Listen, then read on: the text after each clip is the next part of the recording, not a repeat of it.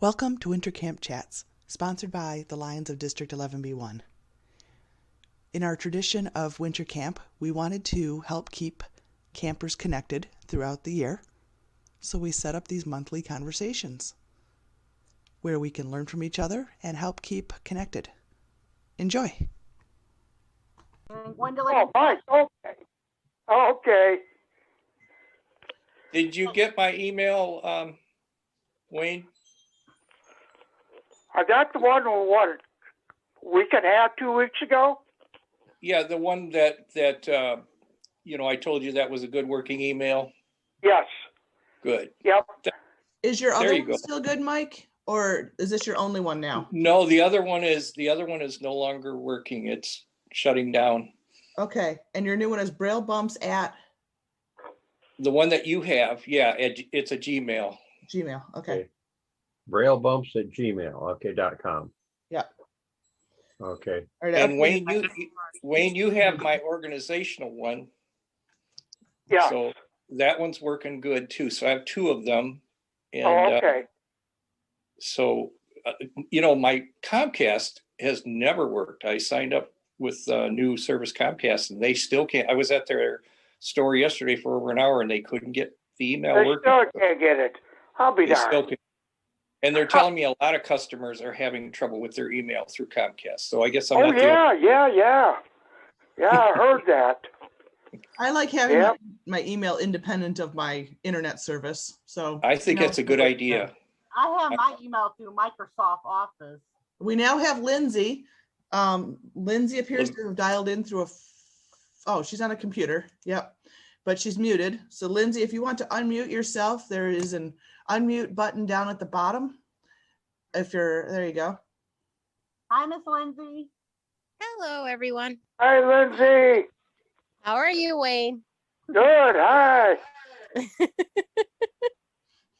Hi, Lindsay. Hi, Mike.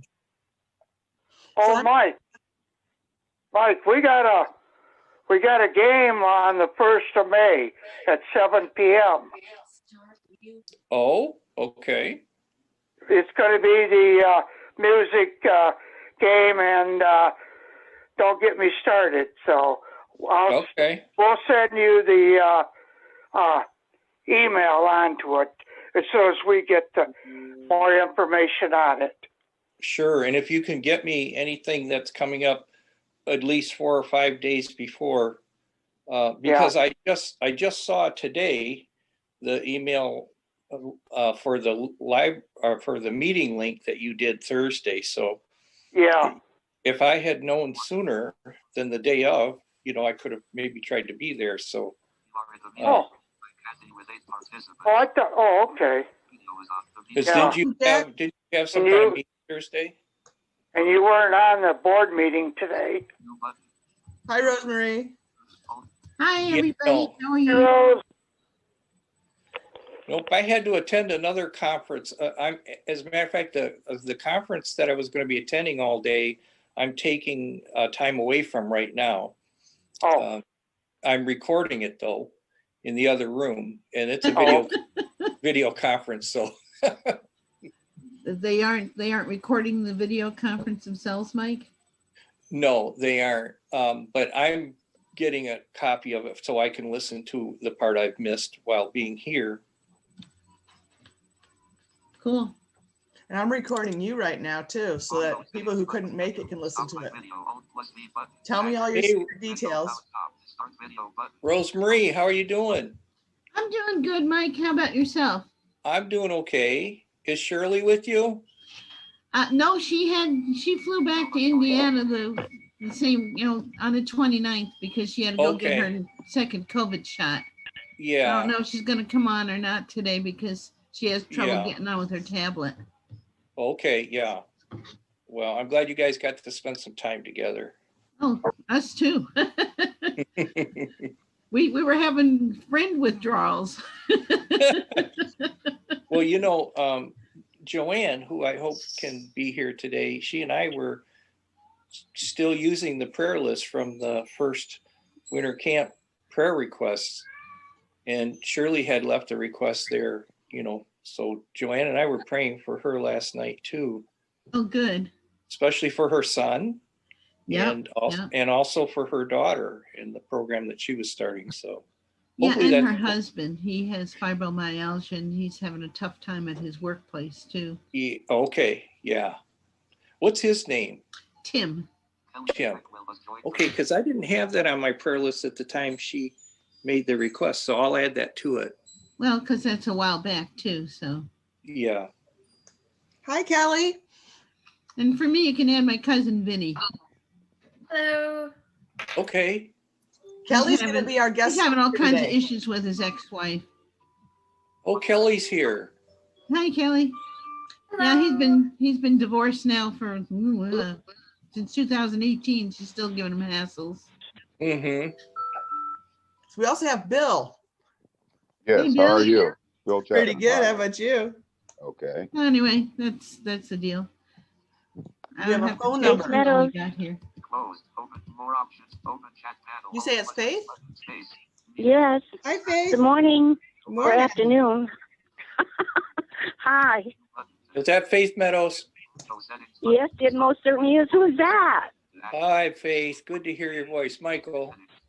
Hi, Michael. How are you doing? I'm great. I'm glad to be here. Yeah, me too. Me too. Yeah. Who's Hi, computer Faith. chatting This up is a storm? Rosemary. Hi, Faith. Hi, Rosemary. Rose. How are you doing, sweetie? We have someone's computer chatting up a storm. Can we? Yeah, somebody needs to put some headphones on. Oh, probably me. Yeah. Sorry about that. I was just checking out the participants, who all's here. Faith, how is it? Is it Denise Kennedy you were asking prayer for? Yes, but she passed away. Oh, I know that you and I talked about that, and I've had her on my prayer list. So yeah, but she's gone. She's gone. Okay. She's been buried for about a week now. Yeah. Okay. Yeah. Okay. Thank you for letting me know. Okay. Yep. Sometimes prayer can't change the things that we wanted to change. It's always God's way, isn't it? Well, sometimes prayer makes things happen that should the way God intends them. So, Exactly. but yes, exactly. I know what you mean. Yes, indeed. But that was nice of you to mention her to me. Yeah. I wanted everyone to pray for her, because Yeah. I thought maybe as a group, if we prayed, she would still be here. But like I said, it was God's will that she leaves. So Yeah. it was her time. There was nothing we could do about it. Yeah. Hi, David. Hi. How's it going today? Good. How are you? Pretty good. So let's see. We have 1, 2, 3, 4, 8, 9, 10, 11, 12. 12 people in so far. Great. Yeah. Hey, Well, Jack. Kathy, you just let me know when you want to get started, and I'll be glad to open things up. Okay. I think we'll give it another 6 minutes. Sure. Let everybody Sounds catch great. up and Yeah. I was going to say hi to Jack Brewer. go ahead and say hi to Jack. He's over there.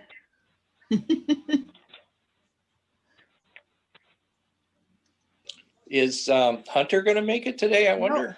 Jack, I think your microphone might be down. I see your lips moving and you're not muted. I got to turn the button on. There you There go. you go. It's the difference. What were you saying to Faith? I had the aorta valve replaced and I'm recovering very well. They tell me I'll be better than ever when I get done. Oh, Amen to that. That's such good news to hear. I got a chance to take Rosemary and Shirley out to a hot dog before I went to the hospital, but had the VA hospital in Ann Arbor and had done a great job. That's good. Yeah, we had to have our Jack fixed before he left, so.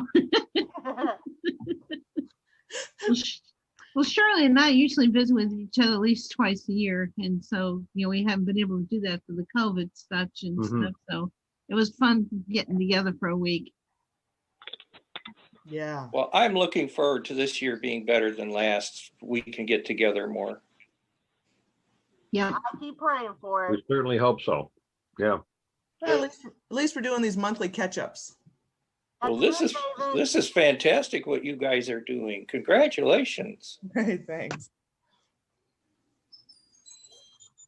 Through the months of planning the virtual winter camp, this kind of just popped up as we put in all this work to teach people how to use Zoom, let's make use of it. Well, I think there are people probably too that even though they might not have a camera and a computer or a phone, just dialing up on the phone, maybe we can get more on like that too. Right.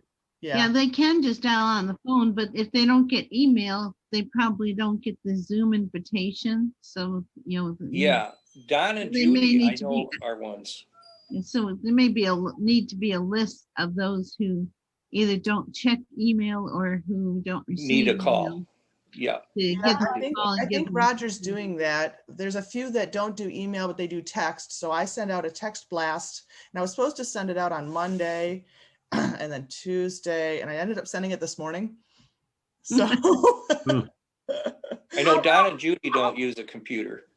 I was on the phone with my grandmother when the text came across and going, "Oh, winter camp, that's right, that's today." And I had it marked on my calendar too. Yeah. Right. We have 2 new people. Go ahead and Hi, call your names. This is Joanne Pilarski. And all I could do was call in. I couldn't Zoom in. It just went to a call number. Oh, that's just so you can hear audio. Yeah. You just click on that button so that you can get audio. Yeah. Should I have done something else? Were you using the email from this morning or the email from earlier in the week? This morning. The email or the text? The text. Nope, the email. Nope, the text. The email. Either way, the first one, the first link is for Zoom, and then the other ones are just for phone. Okay, I'm going to get off and try again. Okay.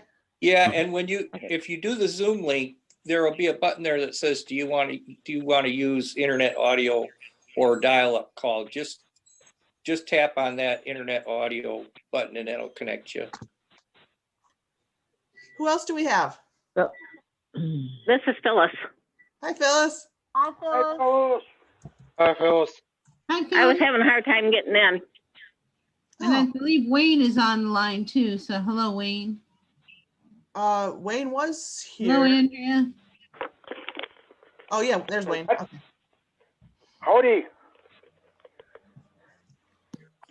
And hello to Andrea. She just joined us too. Howdy, howdy. Where do you see Andrea? Oh, she popped up to Andrea Ordway is online. So. Oh, she might be the one who's still connecting. I know her says Andrea, and she got her camera mute, or not camera. Oh, there she is. There's Joanne.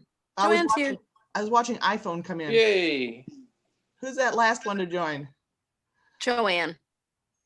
Oh, hi. Hi. You want to turn on your video? I'm getting there. I'm glad it sounds good, Joanne. Hi, Phyllis. How you doing? Good. How's your leg doing? I'm better. I'm off on my boot now and my shoe. Now I got to wear a ankle brace for the next couple of months. Okay, you're not going to go out dancing this coming week then? No, not unfortunately, no. Oh, yes, he will. I'm here, I think. Hi, Joanne. I see you. I just don't know how to set this up on this it's little perfect stand. Right there. I'm holding it in my hand. How about that? I Is usually, that okay? Yep, That'll work. All right. Everyone's coming in. It's a party. Yeah. Virtual hors d'oeuvres. What are we all eating virtually? I have popcorn and I have some Pepsi to drink. All right. Grapes. Grapes, nice. I'm eating a chicken salad sandwich. Ooh, that doesn't sound virtual. That sounds real. Yeah. French. Had a taco. All right. I already had lunch, so I have nothing to snack on. Well, if I had it, one of the best hors d'oeuvres I ever tasted was smoked salmon. Oh, that sounds good. Mr. Mike, now you're talking my language. Some salmon. Smells good, but I can't eat it. So. You know what I haven't had in a really long time? Some fresh trout. I love fish. I'm sorry. If it has anything to do with seafood, I'm there. You can have all my seafood. Okay. I can live on seafood. Hey, that is my sister. You'll be the healthy ones. I like seafood, but I'm not a fan of sushi. So, I love sushi if it's made right. Yes. If it's made right, it's really, really good. Oh yeah, definitely with red snapper. Oh yes. My Nana and I, we went up north because she had some grandkids up north, and I went with her for a road trip. We stopped off in this little restaurant, and she got us some sushi. Oh my God, was that so good? I never had sushi before. I only like sushi that's the eel. I only like the eel one. Hey, Joanne, if you want us to see your face, you're going to have to put the camera closer to you because you're so far back that you're just a shadow. It's up to you if you want us to see you or not. I'm a turn So when you lean forward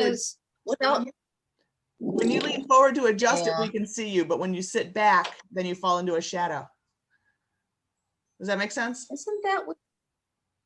Well, you're just going to see my shadow self.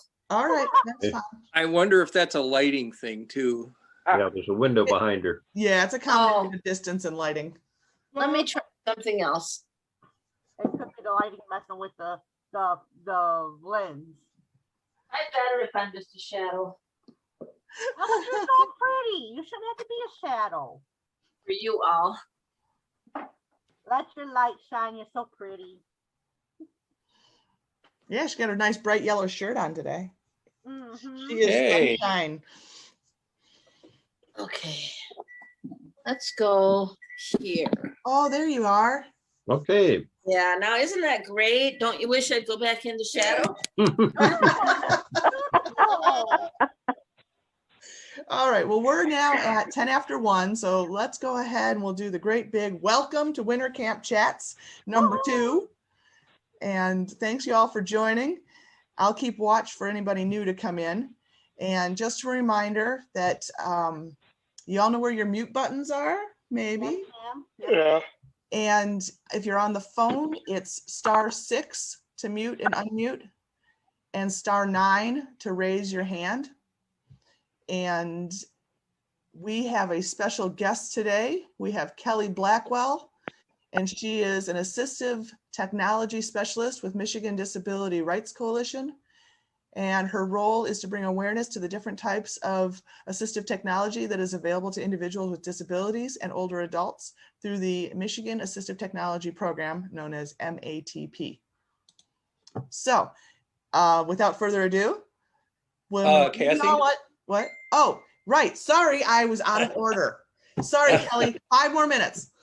Mike Geno is going to open us with a prayer.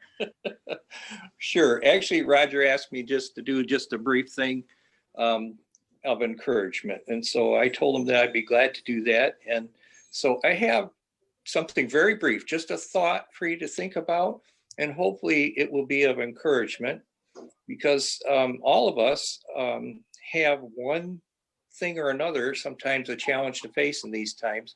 And so I was hoping that this idea that I could pass along to you might be of help. One of the things that we all are familiar with is thirst, especially when our water is being repaired and they shut the faucet off. Boy, that's when I really want to go get a glass of water. Mm-hmm. And there are some different kinds of thirst that all of us have. Sometimes we thirst for company, or we thirst for comfort, especially when we're alone or if we're grieving.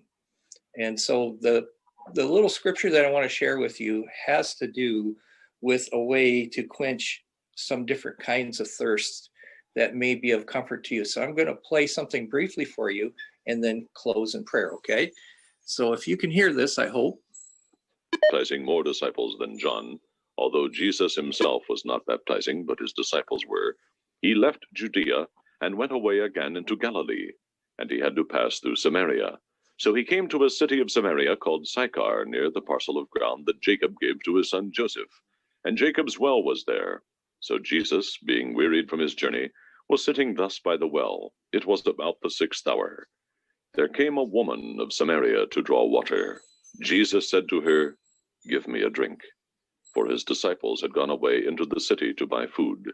Therefore the Samaritan woman said to him, "How is it that you, being a Jew, ask me for a drink, since I am a Samaritan woman?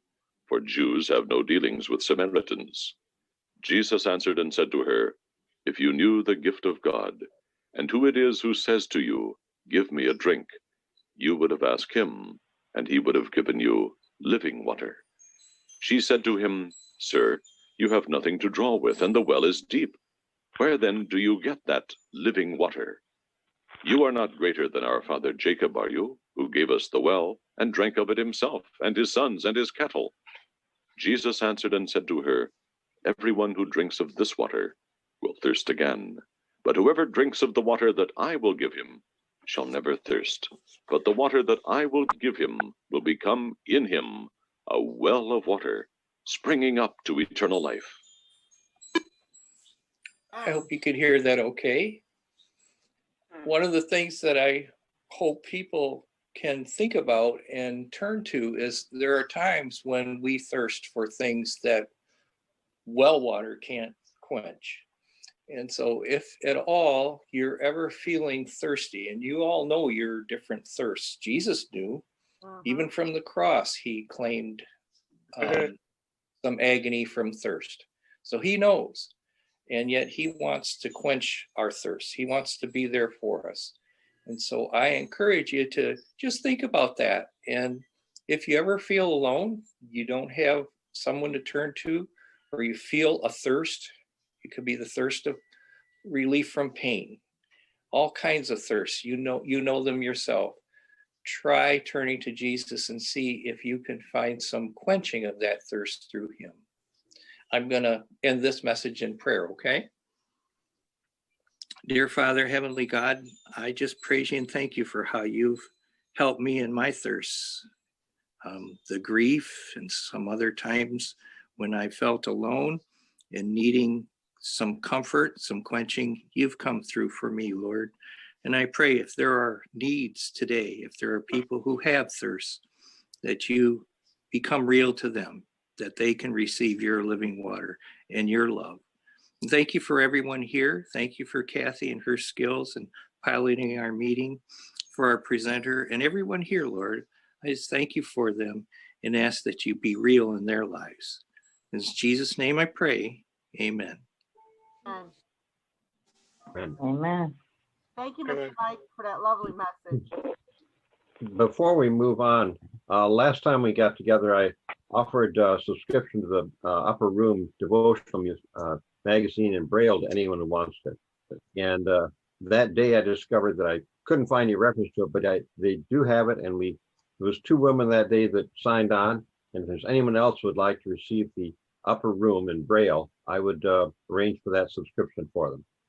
If you'd let Kathy know, and I'll get your street address from her, or mailing address from her. Great, thank you, Art. And I see we have another new person. Who just joined? Your phone number is 313. Gina. Say that again. Gina Rao. Hi, welcome. Thank you. So now, can I give the floor to Kelly? What do y'all think? Okay, should we vote? Yay. Hello, everyone. Hello. Can I get a visual on if I'm on camera, or if you're just seeing? You are perfectly centered. Wow, that like never happens. Well, just today. All right, great. So as mentioned, I'm Kellie Blackwell with Michigan Disability Rights Coalition, and I'm recognizing a few names and voices. And a few of you are already familiar with what I'm going to talk about, but I think it's worth hearing again. So thanks for allowing me the opportunity to speak with you all today.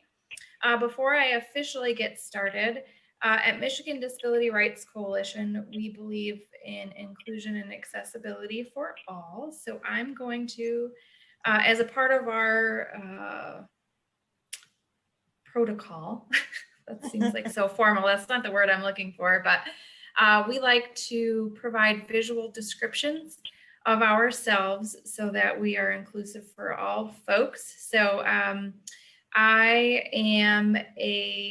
identify as a white woman.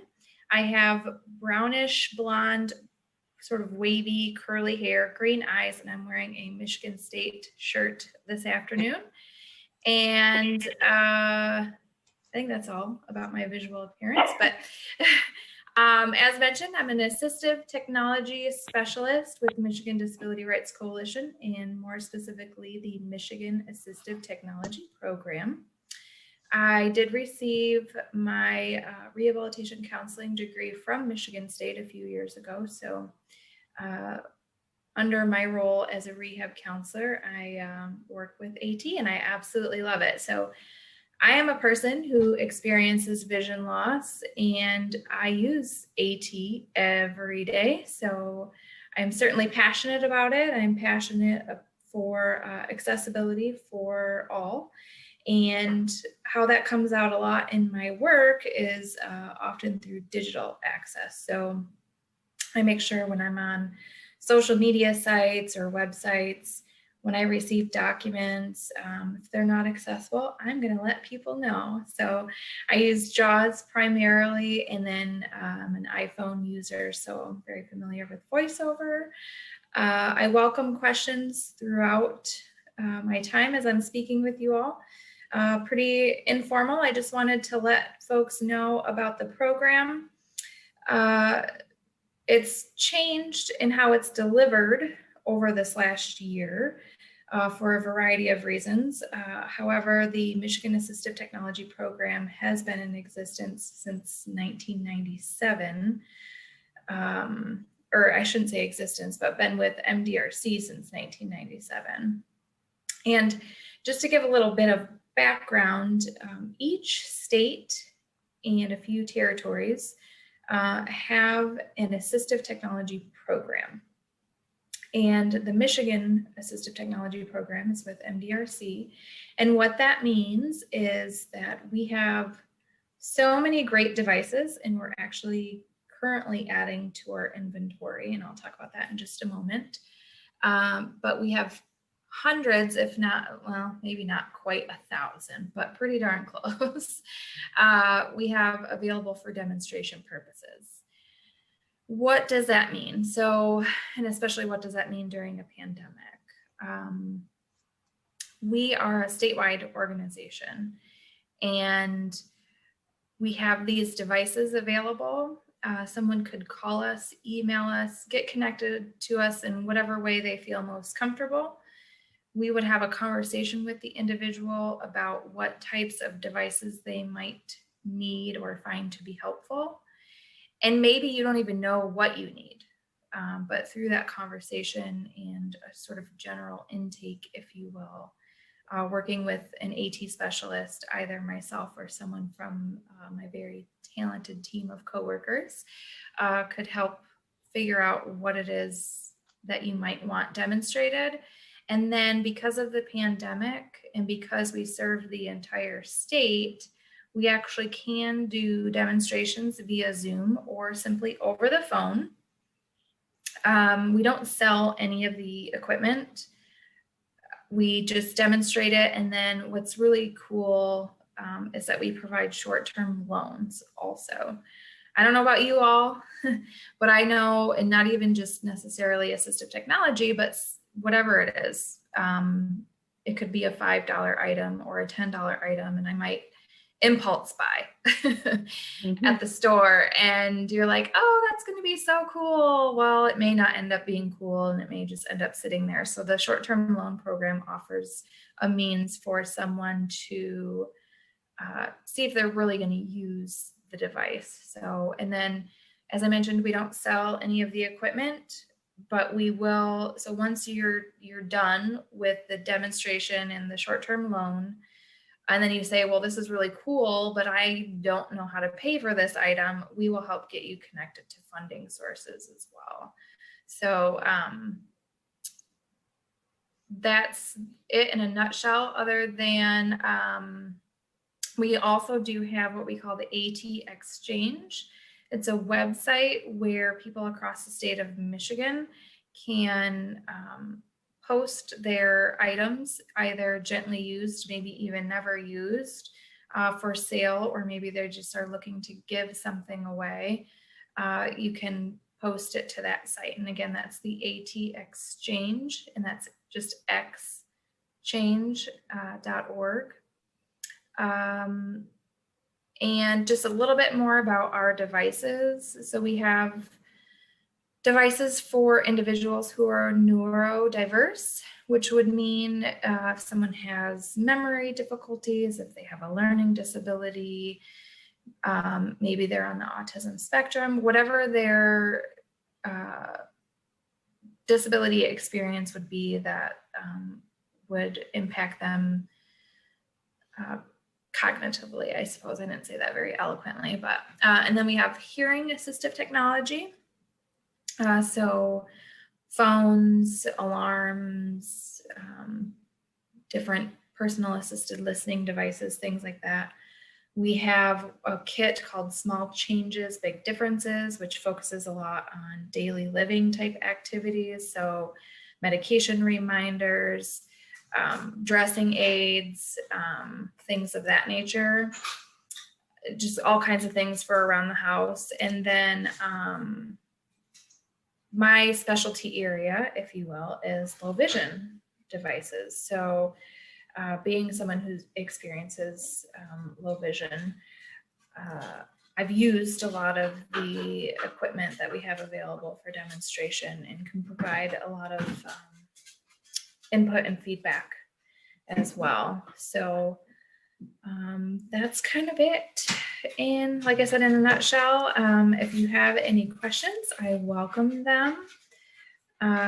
If you want to know a little bit more about what types of things, I can share that. And then some of the new things, I'll go into some of the new things too. So we have a lot of talking products, lots of stuff for the kitchen. That's like my favorite stuff to demonstrate. Large print, magnifiers, and some of the new stuff we're getting is for recreation. So lots of different things like the beeper balls and the balls with the bells. And the purpose of a demonstration is so that people can make a decision on whether or not the device is actually going to work for them. Sorry, I've got dogs and they're currently choking on something. So anyhow, that's it. Do you have any questions? That's a great introduction. I like the idea of being able to sort of virtually try before you buy. Mm-hmm. Absolutely. If you're the one trying it for us. Oh, Rosemary has her hand up. Go ahead, Rosemary. You'll have to unmute. There you go. Yes. Is there a list of these devices that could be emailed to us so we can take a look and see if there's anything that interests us, as well as the contact information? What I can do is I will coordinate that with maybe Kathy or Roger, perhaps. What I want to do right now, because we're in the midst of updating our inventory, I'll send more of a generalized list. But then when we get our full inventory updated, I'll make sure that folks have that. We're actually also in the process of updating our website, and there are plans to put our entire inventory of devices on the website as well. Because that would be helpful, because sometimes you don't even know that there are devices that you might be interested in, exploring. Oh, absolutely. Yeah. Thank you. Sure. Yeah, no problem. Joanne, go ahead. Yep. I have recently been talking to Nancy Simmons and low vision specialist in Petoskey. I've lost I have a little bit of vision in one eye, and that's fading out.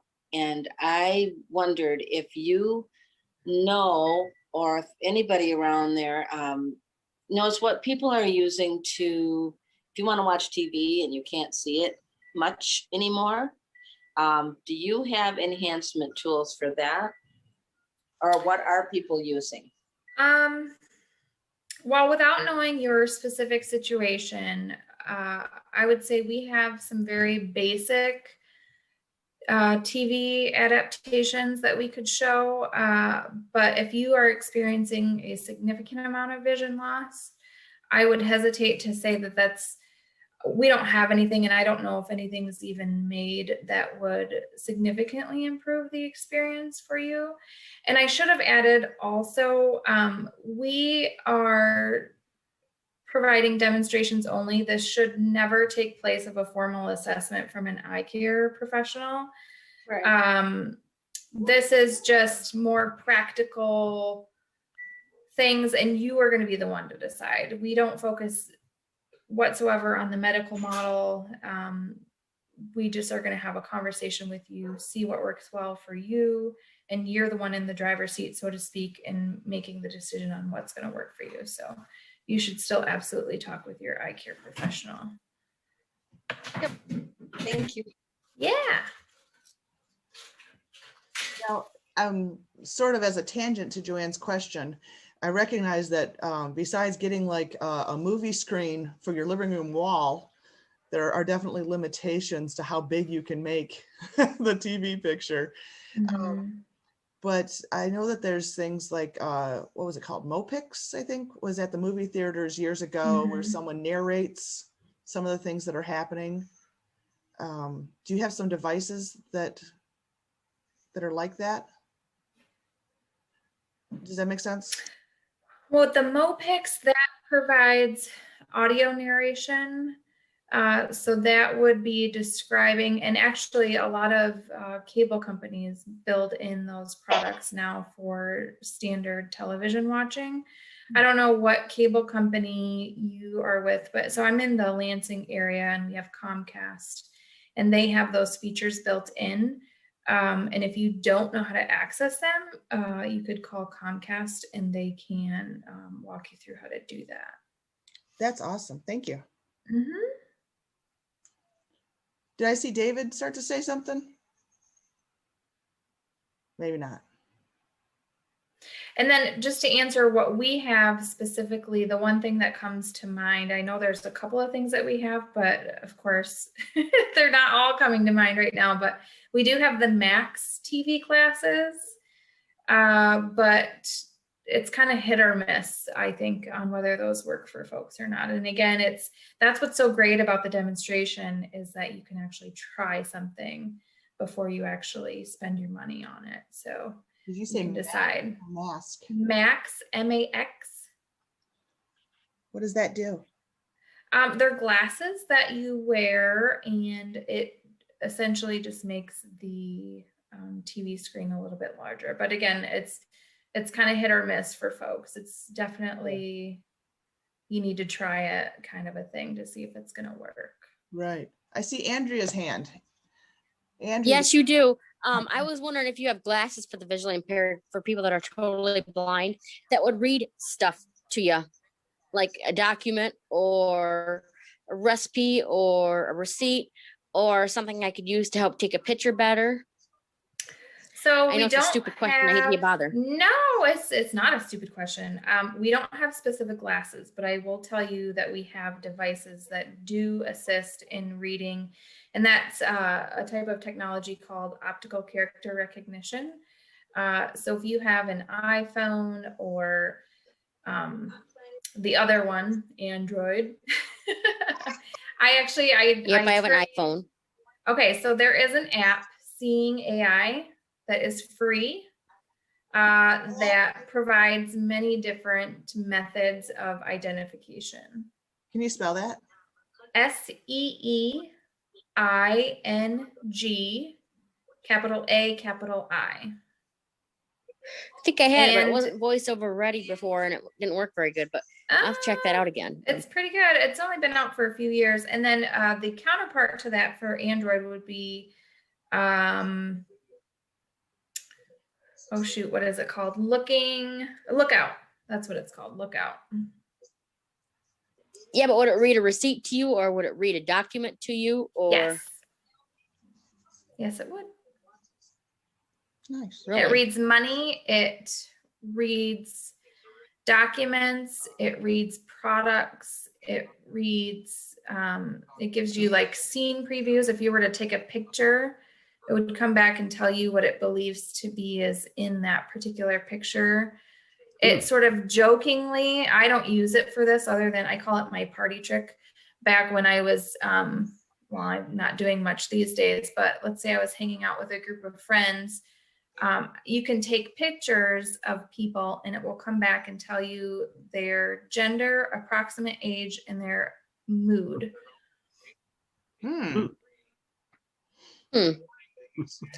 That's pretty cool. Quite a bit, and it's free, and I especially like that. So, Seeing AI does quite a bit. It has a money identifier, it has a color identifier, it has a product identifier, a barcode reader. So you can get a lot in one free app with Seeing AI. And Seeing AI, I understand, is available on a PC as well. Yes, it's a Microsoft product. Yeah. Yeah, so that's a great one. Another one is called Dream Reader. There's an app called Dream Reader that you can use. So. Yep, and then if you're going to use that one, it's called Voice Dream Reader, and that's actually another one of my favorites. So thank you for mentioning that. I survived grad school at Michigan State because of Voice Dream Reader. I was able to get all of my textbooks in an app on my phone. How cool is that? Not back in my college days, if someone wanted a textbook read to them, some student did it as a part-time job where they would read the chapter and then someone else would get to listen to it. Hi, welcome, Nancy. Hello. We're talking with pretty girl. Our special guest today is Kellie Blackwell, and she's talking about assistive technology devices. Okay. All right. Let's see. We left off at Andrea's last question was about recognizing colors and money and reading documents. And yes, and I just wanted to give a caveat. Cash reader, yeah. The Seeing AI, and I actually any app. This is my personal opinion. I have not found one that is super great on identifying color. I still prefer the standalone device, the Colorino, for color identification.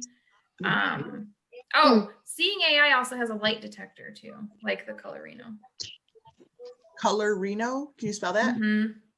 COLORENO, I believe. If it's not ENO, it's INO. I'll Google it later, but that at least gives me started. They didn't go creative with a K instead of a C, or Now, in your introduction, you mentioned devices like for cooking. Can you tell us about some of those? Like, is there knife devices? Yeah, so I just love all the kitchen stuff that we have. And see, this is part of my problem, being that I work with different gadgets all day long. Anytime we get something new, my Amazon account gets a workout. But we have got, starting with, I'll just say like oven and stovetop safety.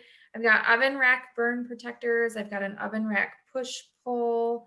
I've got a silicone boil over lid that you can put on a pot, and so it prevents from boil over. I've got a folding pot stabilizer, double-sided spatula, meat thermometer, boil disc control, flame tamer. What else? Knives. I do have rocker knives and finger guards. I've got cut-resistant gloves, adaptive cutting boards. How's that work? We have several different kinds. So we have low vision adaptive cutting boards that the ones that we have are black and white.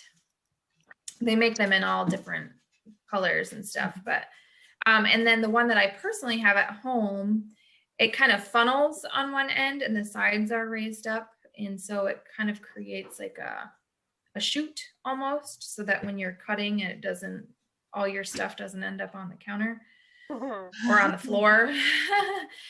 Oh, if it isn't on the floor, my dogs enjoy it. Oh yeah, for sure. What else do we have? We have a kettle. That's an easy pour kettle. That's a little bit safer. Liquid level indicator, different measuring cups. We have a lot. Oh, one of my new favorite, oh, it's not new. It's a couple of years now, but I just love it. It's called a food pod boil bag, and it's made from silicone. And it has a drawstring, so it draws tight, if you can picture that, and then it opens up wide, and then as long as the items are not too small and could fall through the holes, you can boil a bunch of different stuff. I like to use the example of making hard-boiled eggs.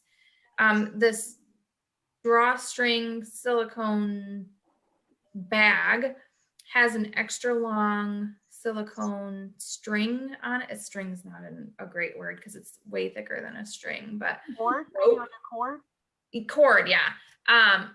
So that hangs outside of the pan.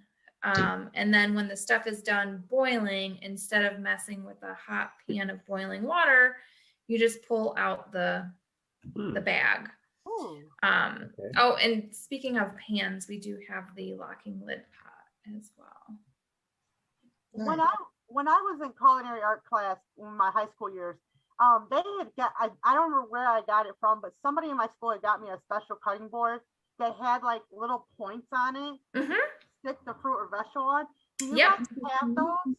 Yes, we do. And we have, so that one, the one that we have anyway, there's a couple of different styles that we have. The first one is smaller, and it actually has suction cups on the back side of it, so it stays put. And then it has the I have no idea what that was. So there's it's almost like nails that stick up. Yeah, that's what it reminded me of. Little pokers. Yep. So you that's where you like stick the meat, if you will, that you're chopping. And then the other cutting board that we have actually is intended for individuals with limited arm use. Maybe they only have the use of one arm because maybe they had a stroke, or maybe they're an amputee, whatever, you know, it might be. So we definitely have different options for cutting boards. We have a lot of jar opener type stuff too. And you know, those pesky, I swear, packaging engineers, it's great education, but man, some of those packages, you feel like you have to be Houdini to get into. We have this thing called the plastic surgeon that opens those plastic packages without any fuss. Yeah. Right. Like the North Lipton the Lipton noodle pasta dishes, or even rice. I swear the packages, I think they super glued them packages really good. I think she was thinking of like the when you buy a new utility knife and it comes in those hard filled packages. It works for a lot. Yeah. There's some of those on the general market too. I don't know why they have to be so difficult. They must get extra credit points in school to see how difficult it is. And having content at the office. What'd you say, Art? It discourages people to return products they don't want. Yeah, true. You have to mangle it to get in. Right. Have you heard of a bread cutting guide? I make bread, but I can't cut it. It's terrible. So we have two different tools for that, but there's always, you know, I'm a fan of DIY, do it yourself kind of projects, and let's figure out what might work. And So we have a bread slicer. And it's a bagel slicer too. It's for any sort of breaded product, if you will. And then we also have the Wonder Knife, maybe is it called? That has a guard on it. That would potentially work. We do have, it's not really intended for low vision, but we have an ergonomic knife. I'd be curious to know if that would work really well on bread. The handle faces up. So the handle is totally vertical, and then the knife itself is, so it looks kind of like an L or a 90-degree angle, if you will. Almost like a guillotine. That just kind of evokes all kinds of thoughts when I think of that. So I don't know if I want to compare it to that. I think of like a paper cutter almost. Yeah. L shape does sound better though. Not quite like the paper cutter, because that it's almost like a saw, like you would saw it back and forth, kind of. Oh, okay. I see what kind of what you're talking about now. Mm-hmm. Does anybody else have questions? I like, this is Gina. I'd like to know more about, if you can, the recreational devices you may have.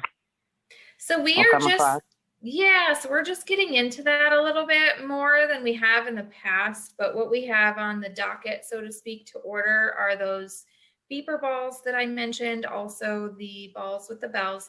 The idea with the demonstration is to compare and contrast different features. So we like to get multiple options of things. So those will be something new that we're adding. Different board games that are tactile. We're getting a few tactile activity kinds of things, like a watercolor tactile system, if you will. How's a tactile watercolor? You mean like the paints are labeled, or? The page itself has raised. So like, I don't know, because we haven't got it yet, so I'll let you know. But to Google. All right. Yeah, and then we have some large print stuff already, or brailled items already. So we have a large print boggle. We have brailled bingo cards, so people can check those out. We have a plethora of playing cards, both large print and braille. We have, I know I'm missing some stuff. We're getting some stuff for gardening also. Ooh. Yeah, so right now is a huge transition time for the program, and I'm really excited about it, but we don't have all of our stuff in yet. Kelly? Mm-hmm. You know, I've discovered things that aren't necessarily in the rehab line of products. When I was a kid, I had trouble playing with a rubber ball, like a lot of kids like to buy a dime store rubber ball and bounce it and catch it and all that. And I used to spend more time chasing the thing and trying to find it than playing with it. Mm-hmm. And so one year in a regular toy area, I found a thing called a gut ball. Okay. And basically it's a rubber ball with an elastic band and a loop like you would have on a yo-yo. Yeah. And this ball was like something that I could bounce. If I missed catching it, it didn't get away from me. It was, you know, you could do a lot of things with it. Yeah. And, you know, it's unfortunate that visually impaired children, especially, sometimes miss out on things unless you could find something like that. Yeah. Mm-hmm. And another, I'll be glad to send you one, because I bought 3 of them. That'd be because great. I didn't want to be without one, or I wanted to be able to give them away. But any young person that missed out on playing with a rubber ball or those other kinds of toys, if you do you find things like that outside of the rehabilitation market? Oh yeah. And I am, so When I think of AT, I don't always think of the stuff that's the fancy schmancy stuff. Like I said, I'm a big fan of figuring out what works and sort of DIY. I know another presentation that I was doing, someone said that their favorite AT was rubber bands. They use rubber bands to mark different things that they can't visually see. And I thought, you know, that's so cool. AT does not have to be high tech. It can absolutely be low tech. And, you know, the formal definition of AT, if you will, is any product, device, piece of equipment, software. It helps perform a function so that an individual with a disability or an older adult can do a specific task. And that, again, was not very eloquent, but we have a saying with our program that technology often makes things easier for many people, but assistive technology opens up possibilities for folks with disabilities and older adults. So I should mention too, one really cool thing about our program is that every single demonstrator identifies as a person with a disability. So we have demonstrations with assistive technology for people with disabilities by people with disabilities. So it's a voice of experience there. Yeah. Now I see Andrea's hand is up. So before we take the next jump in, can we go to Andrea? Yeah. Do you have devices for cleaning your house, like for vacuuming or whatever? No, but that's a great idea, and I'm going to take that into consideration. Does anyone have the room? No, I said we don't, but I'm going to definitely take that into consideration. Has anyone gotten one of those robot vacuums? The Roombas, no, but I want to get one so much for my family, especially because I have 2 dogs, a cat, and a rabbit, so it'd be nice to help for cleanup. But I have a good one for you. One of my challenges is with both my dogs, especially like my sister's dog, because he goes outside more and goes potty and stuff. For me, it's hard to tell from where the feces are and where the grass. Yeah. You got any tricks or tips on how you can help somebody do that one? Well, people you can hire. Yeah. Sorry, Kelly, go ahead. No, I don't know off the top of my head, because my AT for that, and I say this jokingly, is my 12-year-old. So, but I do have a coworker that provided a training a few weeks ago. I'm trying to think of it, but we have them all archived, and I can send the link to each of those. But there is one for AT and pet care. Okay. So I can see if something would be useful in that particular webinar that we did. My coworker that did that webinar has a service animal. She's a wheelchair user. So her service animal is a little bit different, obviously, than a seeing eye dog, but some of the challenges still persist. Well, as of now, my sister, we tell my sister her job is poop patrol. Yeah. Do those Roombas really work? Now, I've known people who have had Roombas, and they work well for open floor plans, because the Roomba has to learn where the walls and the obstacles are. It can deal with, someone left their socks in the middle of the room. I think it just bounces around them. But if you have, say, a split level house where there's a step in the middle, the Roomba can fall off that step until it learns where it is. Or maybe it doesn't learn, depending on who you ask. From my understanding with the Roombas, because I've even seen it on YouTube, because I watch a lot of YouTube videos, and I have families that are subscribed, that they go over in details with certain stuff. With some Roombas, you can actually go online and set up a floor plan of your floor, and it teaches the Roomba where the walls and the door and there's a step, it teaches them. Right, but I have a friend who actually had a Roomba sitting in the corner of her spare bedroom, and I said, "Oh, you've got a Roomba?" And she goes, "Yeah." She says it kept getting stuck in the corner. So, you know, it could get caught behind a table leg. And so they're not perfect. But, you know, there's actually one of my parents' neighbors had like a Roomba for the lawn. And it's this little robot that goes out and it mows the lawn. What'd you say, David? I said that's cool. Yeah, it was cool. I don't remember why they stopped using it. Maybe someone was passing by and moving it on them. I don't know.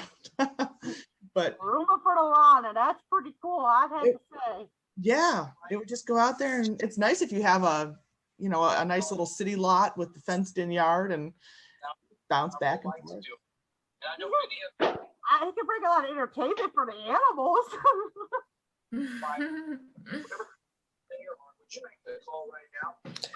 Any other?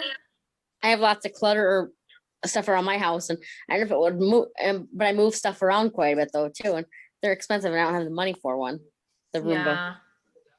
I don't think I will ever be purchasing one. I think. I was wondering, could we find out your contact information? Yeah, absolutely. How you're reachable by phone. Let me. I'll type it in the chat, but then I'll give it to you right now with our little wrap up. I'm terrible. So I just started with MDRC in January, and I haven't committed the 800 number to memory. I can look it up and send it to everybody. Okay, but I can give my. I think it's in your email footer, but it's not. The 800 number is not. Can you say it out loud for people that don't know how to access the text? Yeah, I will do both. So my direct phone number, it's a local East Lansing phone number, and I will make sure that I get the 800 number as well. But it's 517-333-2477,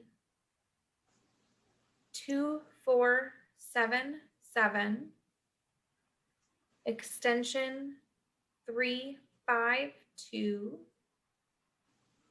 And for those that prefer email, my email is my first name, Kellie, no capitalization, at mymdrc.org.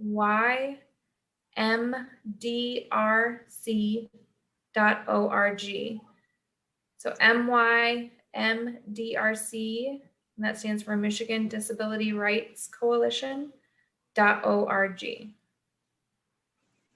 M-I or M-Y? M-Y. Okay. And you also mentioned, what was it, a website like AT Exchange or something like that? That's atxchange.org. If people want to make donations to your inventory, how is that done? Right now, we're not accepting any donations, but typically we would coordinate that through a phone call and then sending it in the mail. We're hoping that soon, just because of COVID and everything, that we will be able to do that. But thank you. Yeah, no problem. Thank you. Stop recording. Note 30. Created. I hear a Victor reader. Yeah, I recorded you with my Victor. So I love the Victor reader. Yeah. Yeah, you can do a lot with them. How could you tell it was a Victor reader? I used to own one. There's a certain voice that they have for their announcements that you recognize. But for those that don't know what a Victor is, it's a pocket device that has internet capability and also can play talking books and play record, that kind of thing. Okay. Nice. All right, so we are coming up on 2:00. Are there any other questions, special announcements, anything we need to get out before we wrap up? This has been great. I love all of the participation today, and yeah, anything we can do to help get the word out for anybody who wants to join us and make it easier. Hey, Kelly, maybe you can help us with this question. So one of the people on our mailing list said he received my text message this morning and says, well, my Apple phone, read me all this stuff, but I don't know how to click on a link. I don't know how to reply to things. How do I connect? I said, send him my way and I will do a demo. But the easiest, sorry, I've got a whole we all love symphony of sounds. There's a screaming child outside. So the sort of quick answer to that, there is a gesture. It's one of the more challenging gestures to do, but it's the rotor function. If you know how to operate your rotor, you can jump to different elements such as headings, links, graphics, things like that, similar to what you would be doing with JAWS, and access that link a little more quickly. But if you want to send that individual my way, I'd be more than happy to walk them through how to do that. On an Apple phone? Yep. Okay. Oh, that was pretty cool. We'll see. I ended up sending him a link instead of the whole message that had, you can click A, you can click B, you can click C. I ended up sending just a simple message that says, tap your screen to join. And it was the phone that had all the stuff already in it. So that connect. But I didn't hear back, so.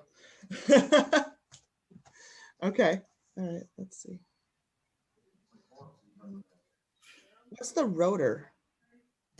It's a gesture. Well, the rotor itself, it has a bunch of different functions on it, and you can add and remove functions to your rotor. Oh, but rotor a physical piece on the phone? No. Oh. Okay, that's what I was wondering. Cool, thanks. Yeah, no problem. Thanks for letting me crash your meeting. Kathy, the way you gesture a rotor is like turning a knob. You know how your fingers would go to turn a volume knob on a radio? If you do that gesture on the screen, it moves to other selections that you're going to use. Nice, I'll try it. My mom has an iPhone. I'll be over there next week. I'll try it. It's kind of what I have found is I'm in my previous role at a Center for Independent Living, I did a lot of training, one-on-one training with folks. And that particular gesture, I think, is one of the more challenging gestures to get down. But once you do it, it's fairly simple to use. Yeah. And I don't know what his level of abilities are. So. All right, guys, great. Thanks. And I'll wait, let's see. So next month, the calendar says the 15th, May 15th. Scheduled for. That's next month's camp. Gwendolyn wanted to know if we could teach some stuff. So if anybody, Gwendolyn, you want to throw your pitch out there? And I'm going to scoot off the call. Okay, thanks, Kelly. Thank you, everyone. Thank you. Thank you. What I was thinking is for like some of us that are having trouble with like learning how to use technology, I was just wondering if there's anything that in particular that everybody would need to learn. So like, say you're not very well with using your camera, like you don't know how to set up to where you can see yourself, or if you can't connect with the microphone or whatever it may be, maybe we can look more into that to teach you and help you with different tricks or, things like that. So like technology tricks. Yeah, that sounds good. But sometimes I have trouble unmuting myself. Are you on a computer or a tablet or? I'm on a computer. Okay. But I had a remote customer service job, and I was going back to my computer and the other computer, and I was when I needed to unmute it, I was having trouble. Okay. All right. Yeah, these are some of the things we can talk about next time. Send me your questions or just bring them up when we join. Thanks, guys. See you later. Okay, thank you. Thank you. Blessings, everybody. Bye, Art. Happy Mother's Day, everybody. Bye-bye. Bye. Happy Mother's Day. Happy Mother's Day. Everybody stay safe and don't let the drugs get you. Bye, Miss Kathy. Have a good day, honey. See ya.